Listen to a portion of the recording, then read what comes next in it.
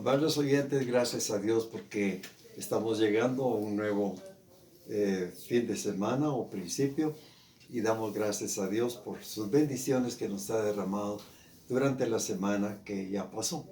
Gracias por todo al Señor y en esta mañana vamos a meditar en su santa palabra y esperamos que nos sea a todos de bendición. Hemos venido meditando y estudiando unas porciones muy preciosas que hablan acerca de la oración del Señor Jesús. Y hoy, por ejemplo, en turno nos toca la oración cambia sobre todo a la persona que ora. Voy a repetir, la oración cambia sobre todo a la persona que ora. Magnífico. Y esperamos en esta mañana que nos sea de bendición lo que vamos a meditar. Vamos a orar un momento pidiendo al Señor su dirección. Señor Jesús, te damos gracias porque nos has concedido pasar una semana con tu bendición y tu ayuda. Gracias, Señor, porque todavía podemos estar en este mundo, aun cuando sea el último tiempo, pero estamos glorificando tu nombre y dándote gracias por las bendiciones que nos das. Te rogamos que en esta mañana ilumine nuestras mentes y que podamos, Señor, tener un corazón preparado, dispuesto a recibir tu palabra, para llevarla en nuestro ser y poderla practicar con tu ayuda y bendición. En el nombre del Señor Jesús. Amén. Mis queridos amigos y hermanos, quisiera citar una porción bíblica que encontramos en el Evangelio según Lucas, en el capítulo 9 y versículo 28. Ahí la palabra del Señor nos dice lo siguiente. Vamos a meditar en su santa palabra. Leemos en Lucas, como hemos dicho, 9, 28 y 29. Dice así.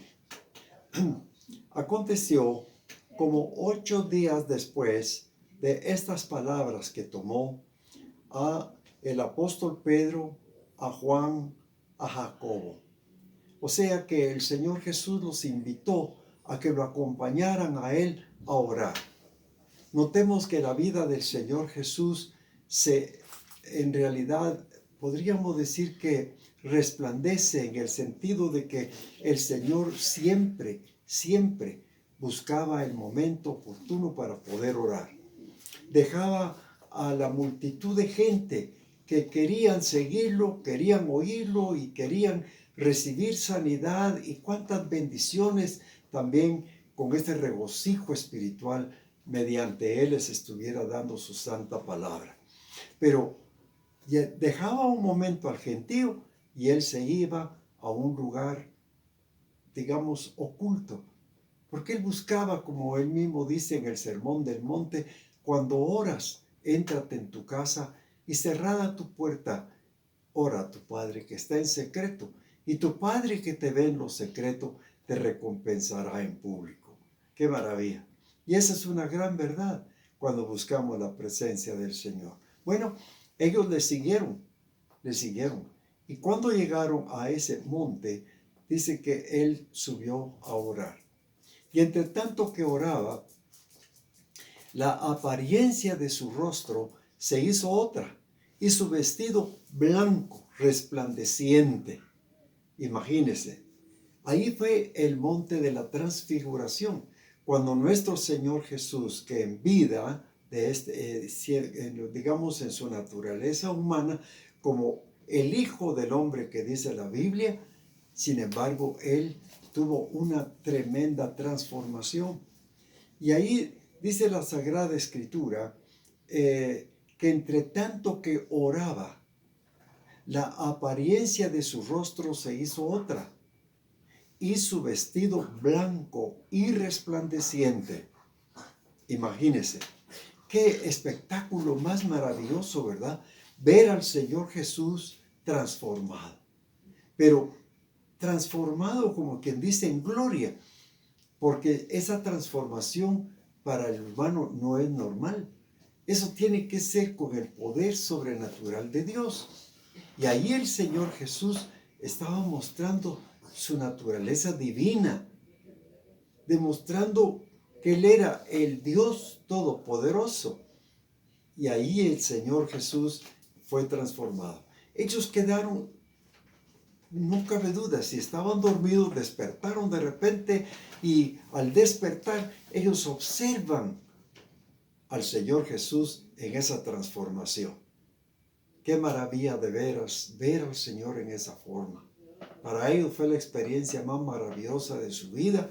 Y vemos ahí que el apóstol Pedro y los que estaban con él, rendidos de sueño, dice la palabra de Dios, permaneciendo despiertos, vieron la gloria de Jesús y a los varones que estaban con él.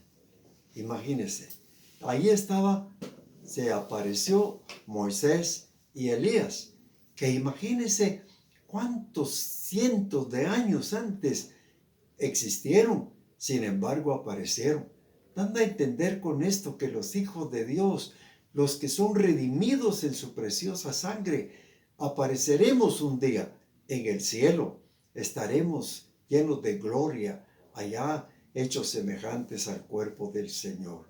Magnífico. Y vemos acá lo que escribe Mateo.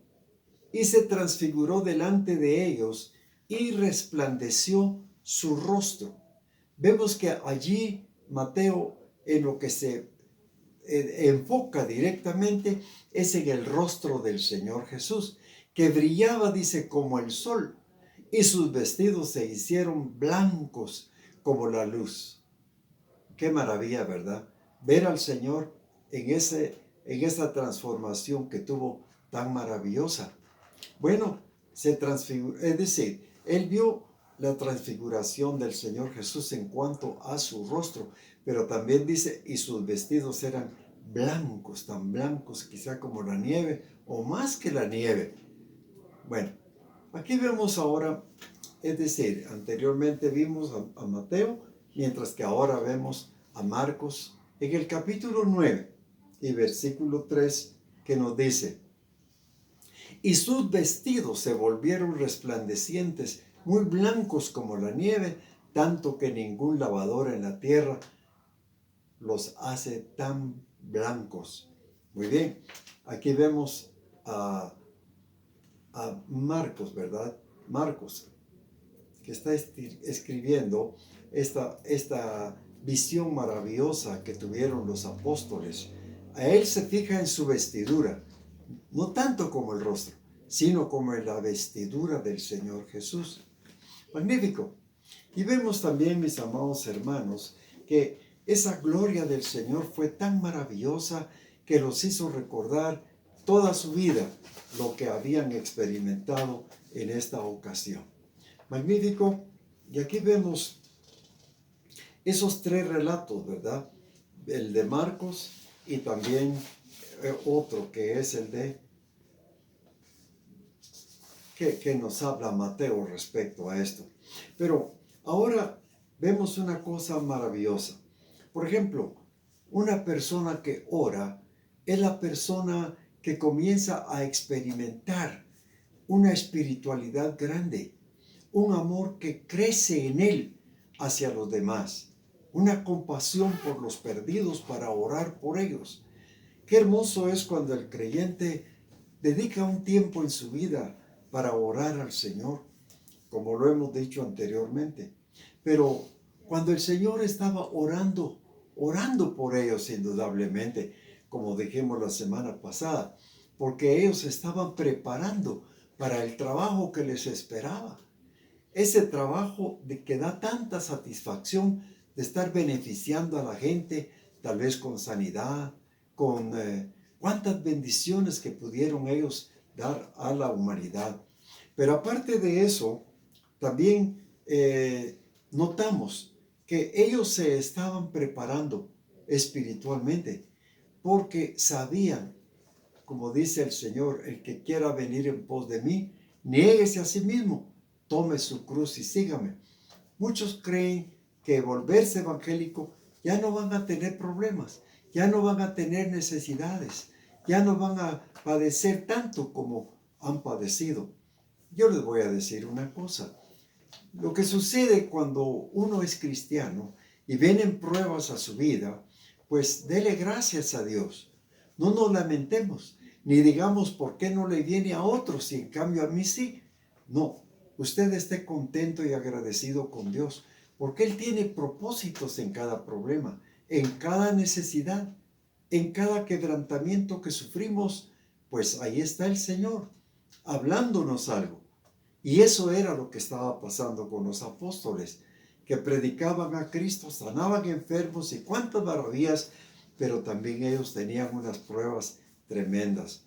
Como dijimos ya, ellos ya fueron encarcelados, ellos sufrieron tortura y cuántas cosas que en realidad era algo tremendo.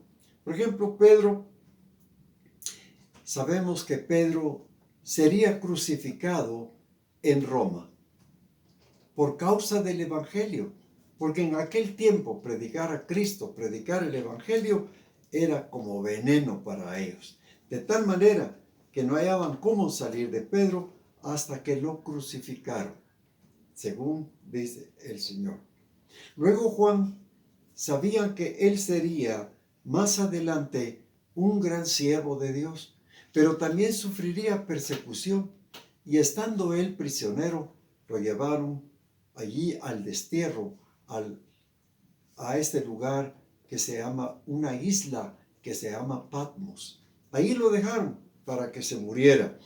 Sin embargo, Dios, a pesar de que era como para él como una prueba, algo duro, sin embargo, Dios tenía planes para Juan. Y estando él allí, es cuando recibió nada menos que el libro de Revelación, o sea, el Apocalipsis, que nos habla mucho acerca del porvenir, acerca de lo que va a suceder, ¿verdad? El anticristo que se va a posesionar del lugar de Dios como si fuera Dios. Lo que quiere decir que el creyente en Cristo Jesús va a tener ese gozo de estar ya con el Señor, porque antes de que el anticristo tome posesión en este mundo, los creyentes en Cristo ya han sido arrebatados en el cielo. El Señor se va a parecer a sus hijos. Los muertos resucitarán y los que estemos vivos, todos seremos transformados en un abrir y cerrar de ojo a la final trompeta y estaremos con el Señor. Entonces viene la tribulación, que son 7 años en los cuales va a gobernar el anticristo. 3 años y medio que él se va a presentar como si fuera cordero, él más o menos imitando al Señor Jesús para que todo el mundo crea en él. Y en efecto, todo el mundo le va a dar todo el poder. ¿Y qué va a suceder? Cuando él ya se establezca como si fuera Dios y que todos lo deben venerar, adorar, creer en él como si fuera el Mesías prometido. Sin embargo, a los 3 años y medio, él demuestra lo que en realidad va a ser. Tremendo. Y a todos los que no estén sellados con el sello de la bestia que llama la Biblia, entonces ellos sufrirán una tremenda persecución y tal vez sacrificio de sus propias vidas. Bueno, la palabra de Dios nos habla, por ejemplo, en la carta a los Hebreos, en el capítulo 12 y versículo 2, cuando el apóstol que escribe ese libro dice: puestos los ojos en Jesús, el autor y consumador de la fe, el cual, por el gozo puesto delante de él, sufrió la cruz, menospreciando el oprobio, y se sentó a la diestra de Dios. Démonos cuenta de esto. Este escrito es maravilloso cuando nos habla de que el Señor, bueno, le fue propuesto gozo. Sin embargo, él prefirió ¿qué? El sufrimiento. ¿Por qué? Porque él sabía que a través de su sacrificio, él venía precisamente a redimir al mundo entero, pero no todos han creído en el Señor Jesús. La condición esta, si queremos ganar el cielo, no lo vamos a hacer a través de buenas obras, no lo vamos a hacer a través de caridades y todo esto. No, vamos a ir al cielo porque creemos en Cristo Jesús como nuestro Señor y Salvador. De tal manera que, por eso dice, menospreciando el oprobio. O sea que el Señor Jesús sufrió lo peor que tal vez ningún ser humano ha sufrido. Sin embargo, Él estuvo dispuesto a sufrir, a padecer. Y dice, menospreciando el oprobio. No le importó ser humillado y ser crucificado allá en el monte Calvario. Y luego dice que el Señor, cuando resucitó, se sentó a la diestra del trono de Dios. Glorificado sea el Señor por esta bendición. Y saben una cosa, el apóstol Pedro esto lo recuerda. Es algo que no se le borra en su mente, esa transformación del Señor Jesús allá en ese monte donde Jesús estuvo. El monte de la transfiguración se le llama. Y entonces el apóstol Pedro escribió algo en su segunda carta, en el capítulo 1, versículos 17 y 18, cuando nos dice, pues cuando él recibió de Dios Padre honra y gloria, le fue enviada desde la magnífica gloria una voz que decía, este es mi Hijo amado, en el cual tengo complacencia. Y nosotros, dice Pedro, oímos esta voz, enviada del cielo, cuando estábamos con él en el monte santo. ¿Qué le parece? El apóstol Pedro recuerda esto, pero también dice a los creyentes que leen ahora sus escritos y dice, y nosotros oímos esta voz. Como quien dice, ellos fueron testigos presenciales de lo que el Señor experimentó siendo transformado allá en ese lugar. Magnífico. Dice, oímos esta voz, porque hubo algo maravilloso cuando ellos estaban allí en el monte de la transfiguración, cuando vieron la gloria del Señor. ¿Qué pasó? El apóstol Pedro, no cabe duda que él estaba como turbado, nervioso, maravillado, y no sabemos ni cómo más. Pero él le dijo, Señor, bien será que nos quedemos aquí y hagamos 3 pabellones, para ti uno, para Moisés otro y para Elías otro. O sea que 3 cabañas, por así decirlo, 3 tiendas. Pero en realidad Pedro estaba como desvariando.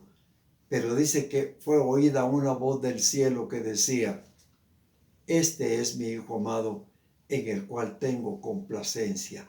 A él oíd, dando a entender con eso de que no era voz de humano que tenía que hablar, era Dios que tenía que hablar.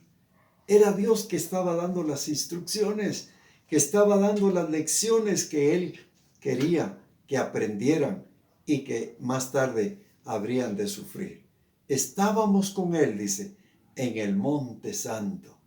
¡Qué bendición! Cómo Dios le permitió a estos 3 apóstoles, ¿verdad?, estar con Él. Magnífico. Pienso una cosa, mis hermanos, que la oración transforma. Cuando usted se convierte en una persona que es cristiana, a la oración. No le digo que ore todo el día, en realidad que no. Porque no vamos a estar repetir y repetir a veces lo mismo. No, Dios no quiere rezos. Dios quiere oración, algo que salga del corazón. Y no cabe duda, ¿qué es lo que usted pide, mi amado hermano? ¿Qué es lo que usted pide, hermana? Al menos yo lo que le pido al Señor es que si me da más vida, que yo le pueda servir, pero mi servicio que sea con la dirección del Espíritu Santo, que yo pueda ser un elemento útil en sus manos, que me utilice, que me dé palabra, que me dé sabiduría, que me dé conocimiento, que su palabra me sea a mí una bendición y que cada día sienta más amor por ella para poder así llenarme más de su palabra preciosa. Y que todo eso produzca en mí esa transformación. Y es cierto que la perfección no la voy a alcanzar en esta vida. Mi perfección va a estar cuando el Señor me lleve a su presencia. Entonces sí, ahí seremos transformados. Nuestro hombre natural se va a quedar, la ropa se va a quedar y nuestra alma se va con el Señor. Pero dice que vamos a ser semejantes al cuerpo de gloria del Señor Jesús. Allí está nuestra perfección. Pero en este mundo debemos procurarla con la ayuda de Dios. Se habla de un hombre cristiano que deseaba tener una vida de bendición, de oración.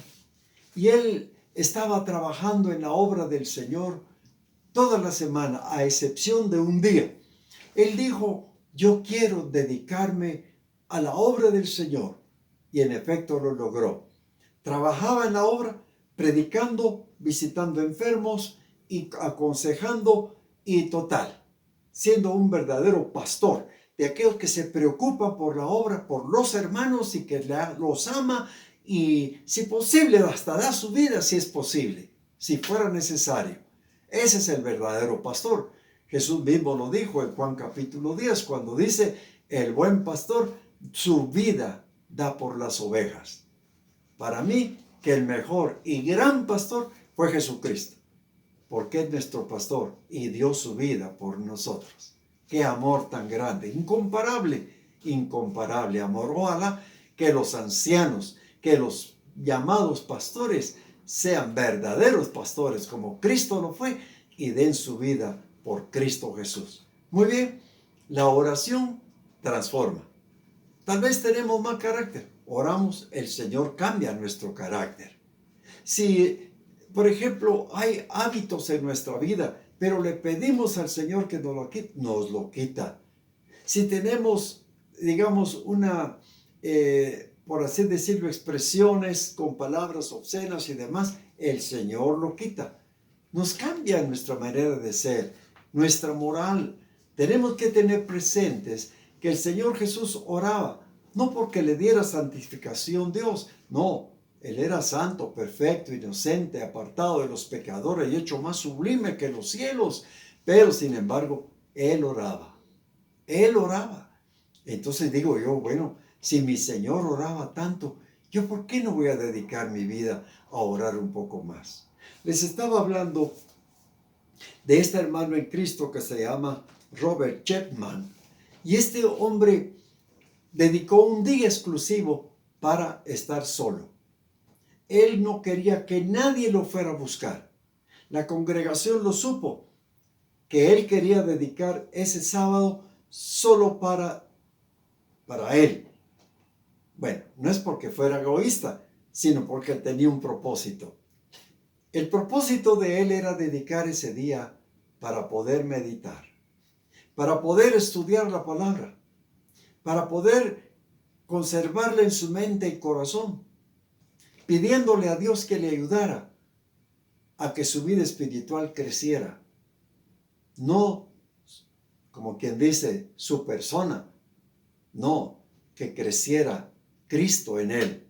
De tal manera que él fuera lleno de gracia, sabiduría y poder del Espíritu Santo. Y tenía también su carpintería. Y allí en su casa se ponía a hacer trabajitos, ¿verdad?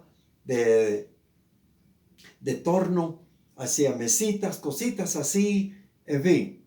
Y otro tiempo para orar, para meditar la palabra del Señor. Bueno, qué maravilla.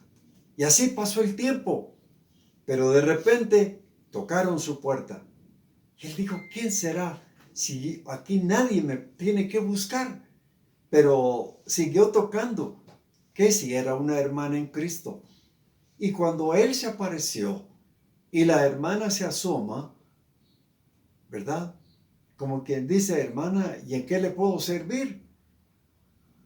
Ella se le quedó viendo, pero se quedó maravillada. Pero ¿sabe de qué? Cuando vio su rostro, ella dice, me parece haber visto a un ángel. A un ángel, tenía la apariencia de un ángel. Imagínense, él no lo sabía. Él ni se veía en el espejo, Pero esta mujer se quedó maravillada al ver a este siervo de Dios con ese rostro. Bueno, y eso no es extraño, mis hermanos, porque a medida que usted ore y se entregue más al Señor y le diga, Señor, yo no soy nada, ni soy nadie delante de tu presencia, soy un gusano, Señor, pero yo quiero que tú me transformes, que hagas de mí algo útil y que te pueda servir con amor, con alegría, con fe, con gozo, con entrega verdadera, oh Señor, a tu servicio santo. Bueno, yo quiero decirles a ustedes, por ejemplo, ¿qué podemos aprender de esto? O cerca, ¿qué podemos aprender de la oración? En primer lugar, como dije ya, la oración transforma al que ora.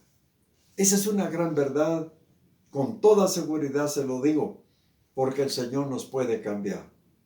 Por ejemplo, tenemos la necesidad, como dije ya, del problema de carácter moral. Como humanos que somos, aquí estamos siempre bajo la presión de la tentación. Satanás siempre lucha con los que quieren consagrar más su vida al Señor. Lucha con los siervos de Dios, con las siervas del Señor. Satanás quiere apartarlos de ese ministerio santo y nos pone tantas ocupaciones que buscar al Señor ya no queda tiempo. Tal vez nos puede enriquecer o algo por el estilo, pero perdemos lo principal, que nunca lo vamos a perder. Lo terrenal se termina, pero lo espiritual permanece para siempre. Gloria al Señor. Tenemos un ejemplo maravilloso en Moisés. ¿Qué pasó con Moisés? Este gran caudillo, este gran siervo del Señor. ¿Qué pasó con él? Apacentó a ese rebaño enorme de miles de personas, ¿verdad? Si solo de Egipto salieron como 600,000 hombres, imagínense, qué gran congregación la que tenía Moisés. Sin embargo, él era un hombre muy entregado al Señor, un hombre que siempre estaba orando, pidiendo a Dios que lo ayudara, lo dirigiera en todo. Y fíjese que en Éxodo, en el capítulo 34, si usted lo quiere leer, Éxodo 34 y versículo 30, ahí nos dice la palabra del Señor. Y Aarón y todos los hijos de Israel miraron a Moisés. ¿Qué había pasado? Moisés, cuando subió al monte Sinaí, ahí pasó 40 días, imagínense, 40 días. Pero él estaba en la presencia del Señor. Ahí no tenía pan, no tenía café, no tenía nada para comer, para subsistir. No, la gloria de Dios nos llena totalmente. Y aquel hombre solo se embebía con la palabra de Dios, platicando con Dios.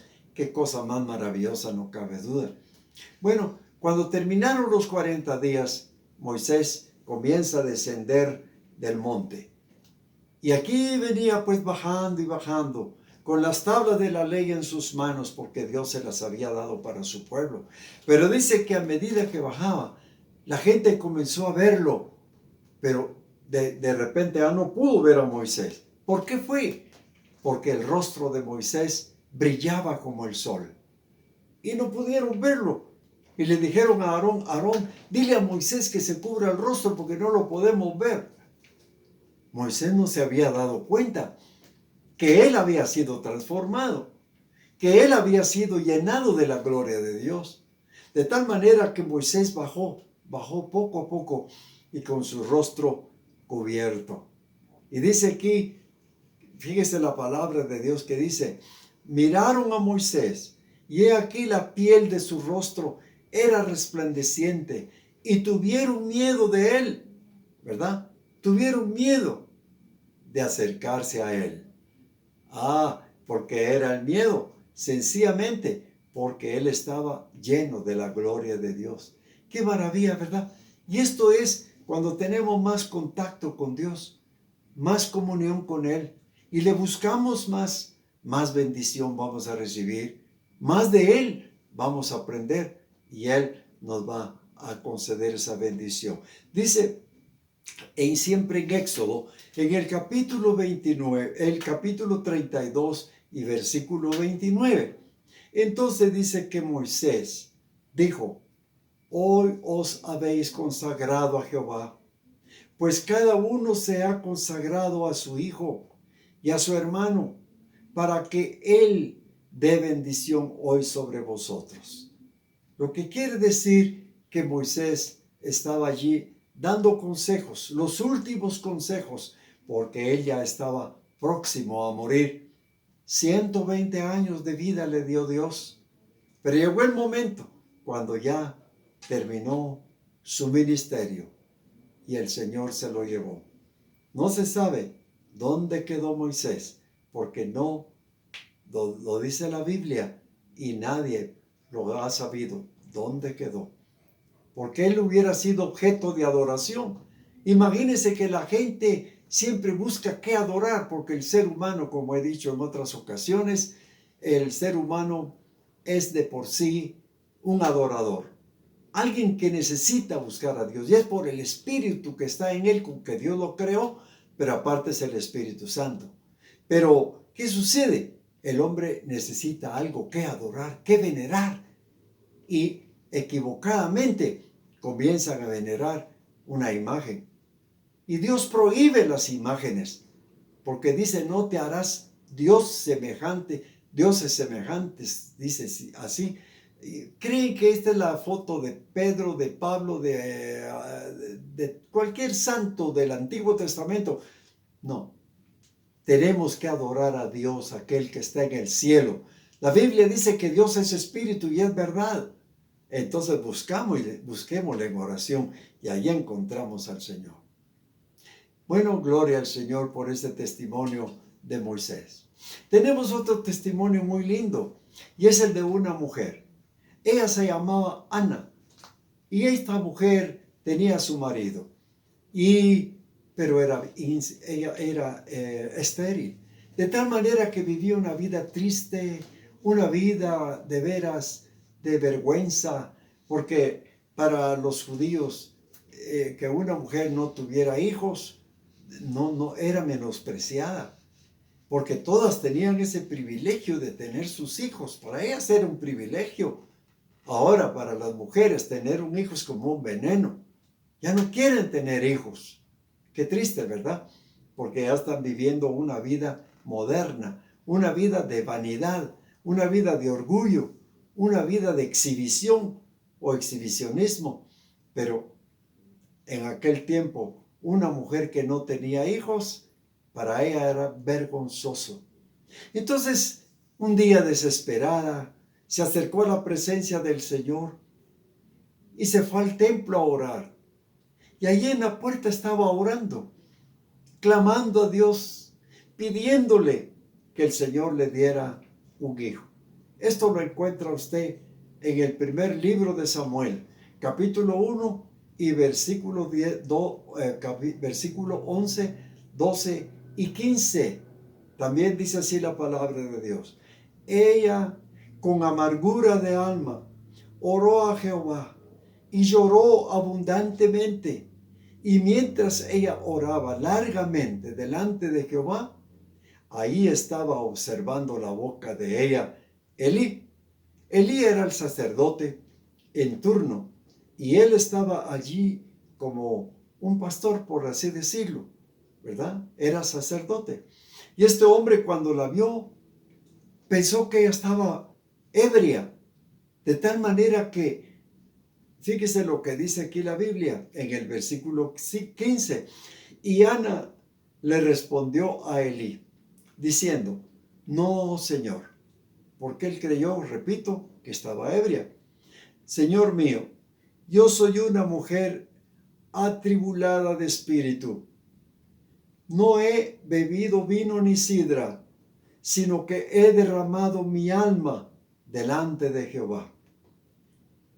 Y ella dijo: halle tu sierva gracia delante de tus ojos.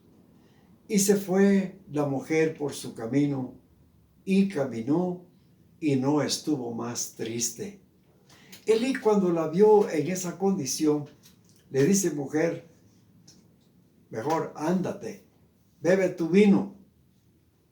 Pensó que estaba ebria, pero esta mujer le dijo: no, tu sierva no está ebria, tu sierva está quebrantada de corazón. Y busco a Dios, pedirle que Él me dé un hijo para dedicarlo a su servicio.